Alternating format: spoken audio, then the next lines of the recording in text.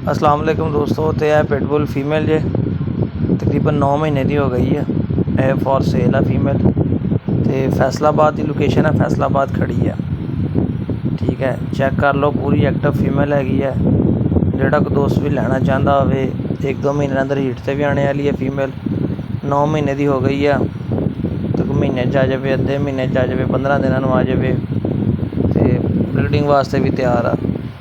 Active भी पूरी है, चैक कर लो तुम वीडियो के। जो कोई दोस्त भी लेना चाहता हो, तो जे किसी दोस्त ने लेना हो जनाब तो रबता कर ले। नंबर मेरा स्क्रीन पर चल रहा जे। लोकेशन फैसलाबाद की है, कार्गो ऑल ओवर पाकिस्तान आ, सवाए मंडी बहाउद्दीन और अटक तो। ये मैं तां दसदा हुन्ना क्योंकि अक्सर दोस्त अपने उधरों रबता करते हैं, तो फिर गल पहले की चंगी होंदी है। हैल्थी है, एक्टिव है पूरी। ठीक है, चेक करवा के सारी तसल्ली करके देवांगे। जाने तो पहले चैनल सबसक्राइब करके बेल आइकन प्रेस कर लो। फिर अल्लाह हाफिज़।